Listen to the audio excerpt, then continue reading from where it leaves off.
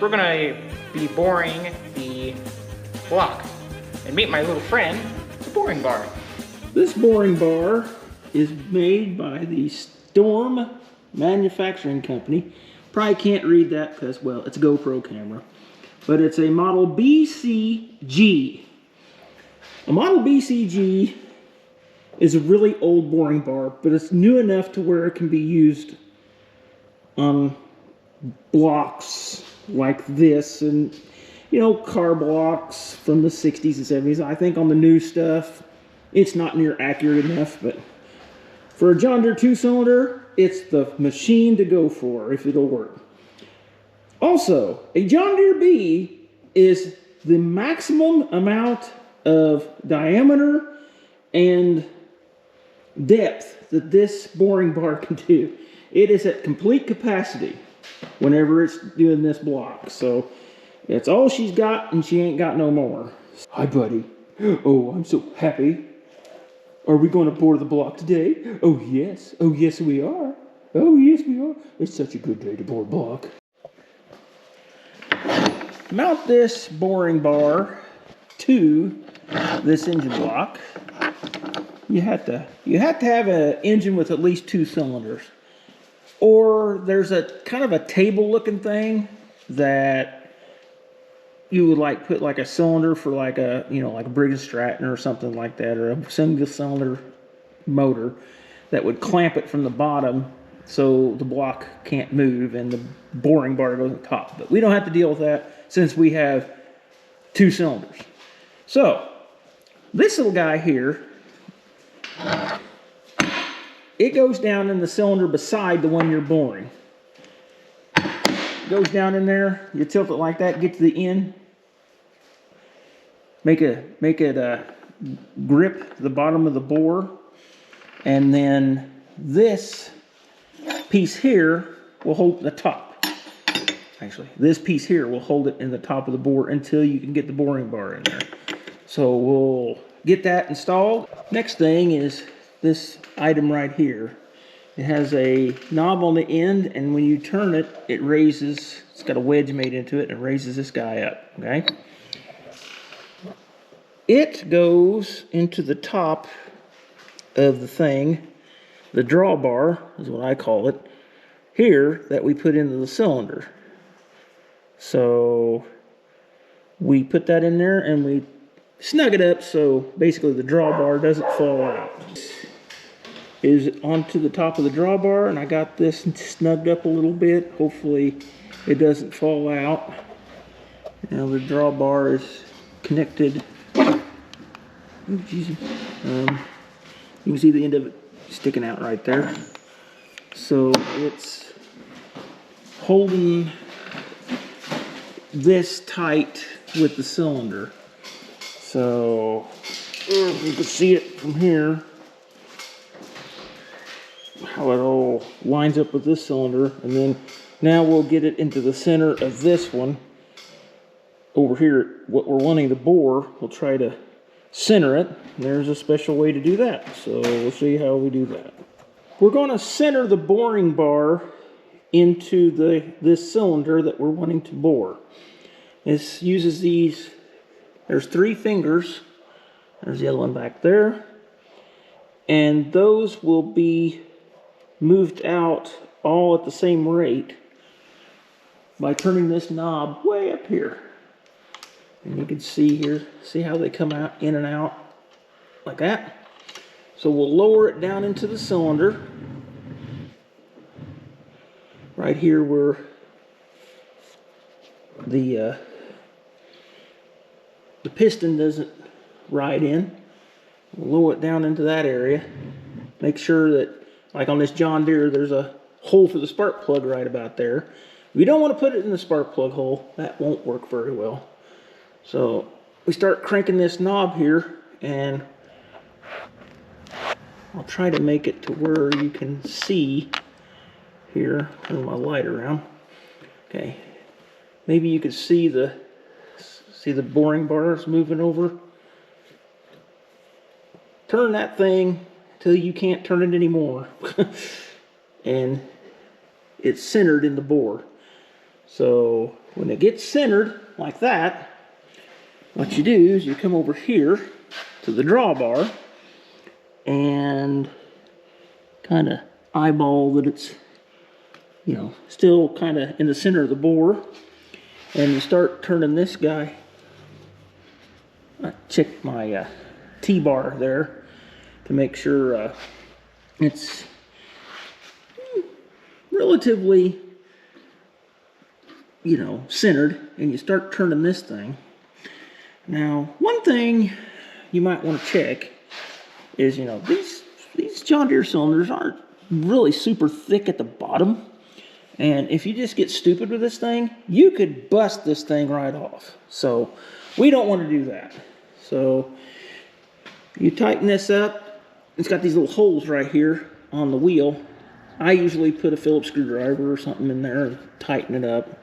I think there was a cool little tool at one time that did it for you, but, well, that's long gone. So I'm going to snug this up, make sure it's square, and we'll go to the next step after that. I've got the drawbar tight, and these fingers are still out against the cylinder. So we'll go up here on top, turn this knob, and I'm going to back them all the way in. Now, there's some different brands of boring bars that the cat paws stay out while you're boring. I think it's a Van Norman boring bar, and those help center the boring bar as it goes down into the cylinder. But this one here, you got to retract them. So they, because on this particular model, they would turn, and, well, that's not good.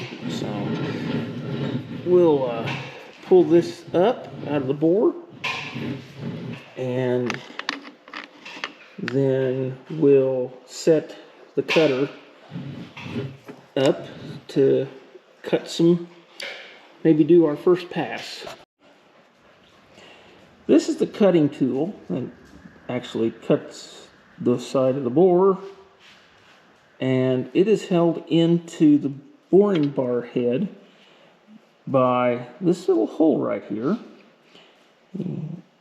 It's just a blind hole there, and inside of here, inside of the boring head, there is a spring and like a ball bearing, and it just goes in here like this into this hole, and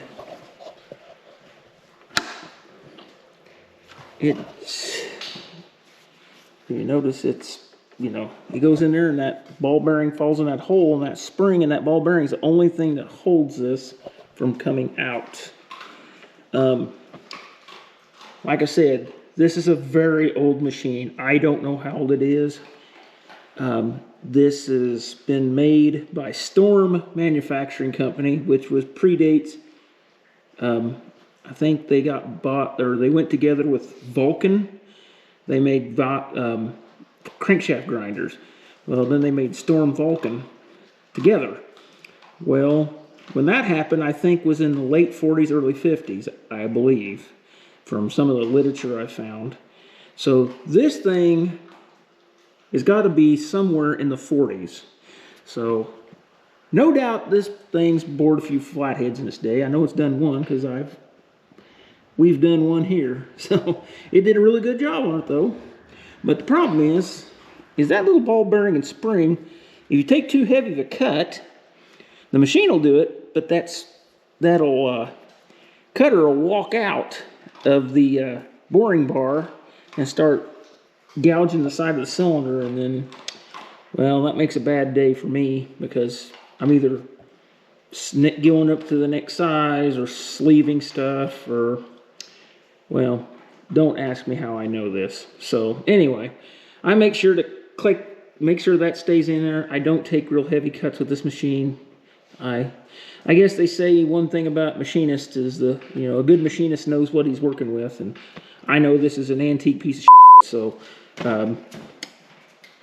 hey,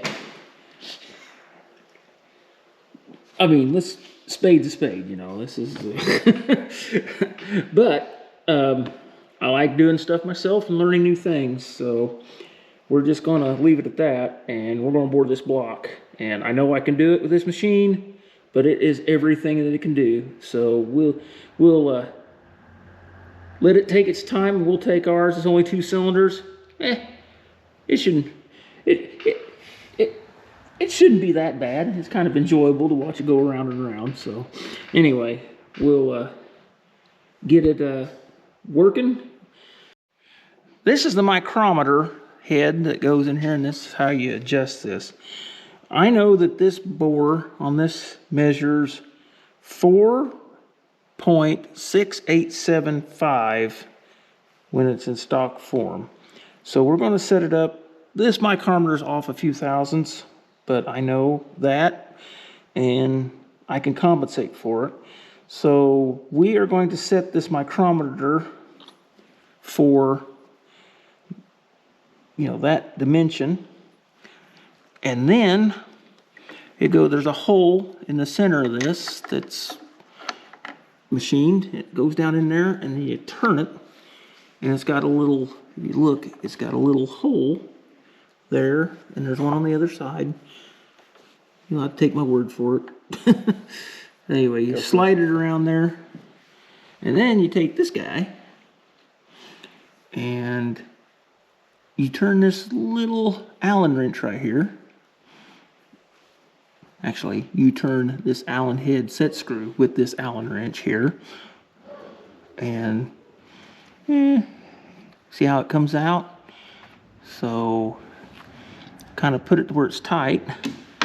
And then I like to loosen this guy here up and then actually measure it. And that should just touch the side of the cylinder, and we'll make sure it's, I like to do that just in case something went awry in our setup. It's just going to go in there and just do a little skim pass just to make sure that everything's squared up. So we'll crank this down, yes, and we'll turn this around down in the cylinder and make sure it doesn't make an abrupt stop. You know, I try to turn it backwards because wonder how long they're going to jack with it before they realize it's not plugged into the wall. Oh well, we'll just take it back. All right, we're going to measure. This ought to be pretty close to our last cut, and measure my cutter. I got it out to, looks like 4.7, not 26. That ought to be about right. Our diameter that we're, you know, our goal after it's honed and everything is going to be 4.732. And it looks like it's got all the shadows out of it. So this should be pretty close to our last pass. So we're going to put her in here, turn the switch on over here.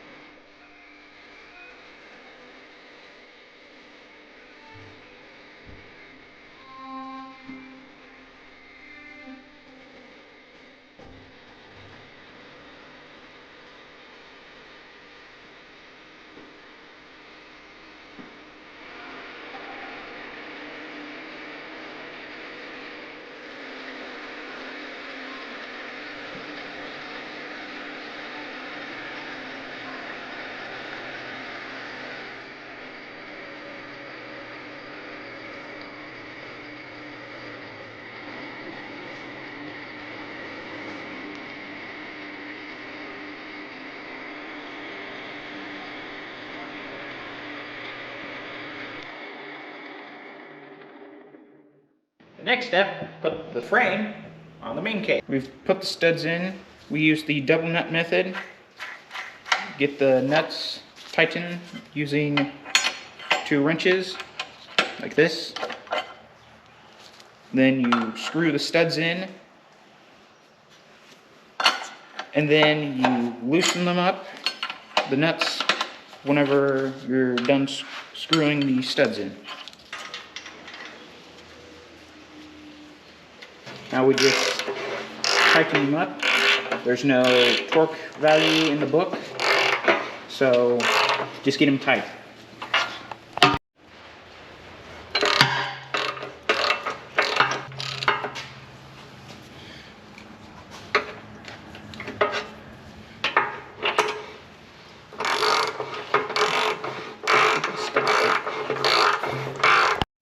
Whenever you tighten them, make sure you use a crisscross pattern.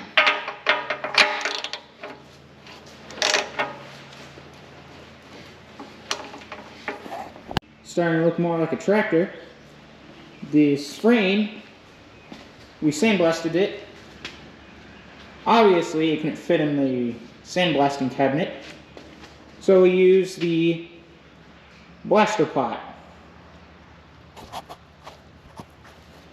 And we have a sandblasting shack outside, but you'll see more about that on whenever we do the wheels and the hubs.